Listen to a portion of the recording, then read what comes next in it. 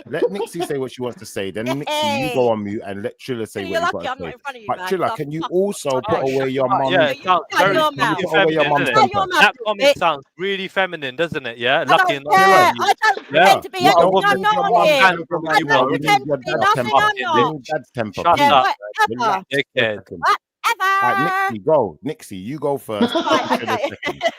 No, Ladies thank you. first. Actually, like I wasn't able because I was with family. Bitches but first. I caught Yeah. you Ladies see what I first. mean? It's like school stuff, man. You fucking idiot. All right, No, wait, he said you're bitches single. first. No Wait. wonder you're single. Nixie, Yeah, go hold first, on. Thriller. Go first. He said bitches first. Let him Yeah. go first. Go on. Hey, Trilla, man, you got to put down your mum's temper when you're online, because you got to keep your dad's temper all times online. I'll put my dad's temper. Well, at least I inherited a temper, bro. dad You has a- inherited your mom's pussy, bro. That's what you inherited. Right. What? That's a bit mad. Yeah, that was a bit mad, bro. You're the one who said it, and then you're angry at me for saying it. I inherited the temper. You inherited the pussy. Yeah, but why are you angry at me for repeating what you said? Chill. So, let me try and defend Chill. You married him. No, first of all, he proposed. You went on a couple of dates. Then he proposed. Then you married him. Now you're kicking him out the phone, Nixie. What kind of Lady D. And now it's all over. And I didn't get nothing. Not a penny. Not a goddamn thing from this car crash. No dowry out here, man. No dowry out here. Exactly. Bro. Yeah. Exactly. You know what I'm saying? It's illegal. But no, seriously, Triller, right? I did actually. I really had like high regard for you because you stuck up for me. Why? You did. No, because listen, he Fuck did. your And I mum will card. always, Why? I will. No, because always, you're like, abusive. appreciate what he did. So's to your mum. that. You know, like not being Yeah, here but around only to it, I me. really will appreciate that. But so I always thought Triller stood by the truth. You know what I mean? And it's just disappointing. Look, I'm not going to go around rowing with everyone. If Jupiter's cordial to me, I'll be cordial. Like even Wendy called me a half breed. Hey, Listen, excuse but me. I fucking You're am calling everyone cordial else to out. her. Huh? But that's Calling your everyone else prerogative. out. It's the way that you want to live. It's your prerogative. You don't like it. You don't like it when people are calling you out. Yeah, you are literally. Look, I don't trust this nice guy routine. I don't trust this good cop routine. When have I ever tried to be fucking I nice? don't fucking trust can't you. be any more Right. fucking real than what I am, you fucking I idiot. hold on, listen. I don't trust you. Listen, I don't give trust me, you with the way you listen, treat give me. me, look, 10 seconds, yeah? I have Just- nothing to fucking Look, hide. like your man says, yeah, give me 10 seconds, yeah? All right, like your man says, give me 10 seconds, yeah? या All right. Protest सच ते हक दी आवाज बुलंद कर सकता है You're doing this weird shit, bro. What's wrong with you, bro? I shut you up, What bro. I'm saying, so he's using Nah, these bro, little what are you fucking doing, bro? tactics now, going, I All don't right, trust look, you. anyway, when it comes down to it, yeah? Let All me right. try to Oh, no nice woman act. Nix. This is why Triller's actually not impressed with you right now. Yeah, how he's seeing it is though this. Yes, listen to me. He's saying, hold on a minute. I married this lady. She was down with me. She was on my squad. She was helping fight a good fight. Then she did a crazy thing to me as well. Exactly. Then she's literally sleeping with the enemy. She's literally Lady sleeping D, with how the enemy. I disagree with you. Mad. Let me Like finish. you We are come a together traitor, on though. You're a Palestine. fucking And most traitor. of the You're things a on massive here. traitor, No, you know. let You me are. finish. Yes, you Turn down my fucking voice, are. guys. You're a Calm traitor. down. I'll Calm down. call I you need out. to You're a explain it. fucking traitor. No, All right. no. You're a When have I fucking traitor. ever, Yes, you ever? are. You're a fucking traitor. No. Yeah, I you will are. not let you do that. You're a fucking traitor. No, I have. The first time me Sleeping and with you the enemy. fucking How met, fucking let could me you? fucking speak, You you fucking cheated on knobhead. me, bitch. Shut up. Right, let me speak now. All right, be a man for 5 minutes, right? Okay. So the first time we met, me and him fell out. Cut the on so music. bad Who's got the because music we on, had man? the same damn argument what we're having tonight about English being an ethnicity, and I aired my views, and I said everything that I'm saying now. I have not fucking hidden my stance. It just so happens over the last few months it's been about Palestine, and whenever it kicks off, I definitely defend the Muslims and what's going on in Palestine. Yo, music, man.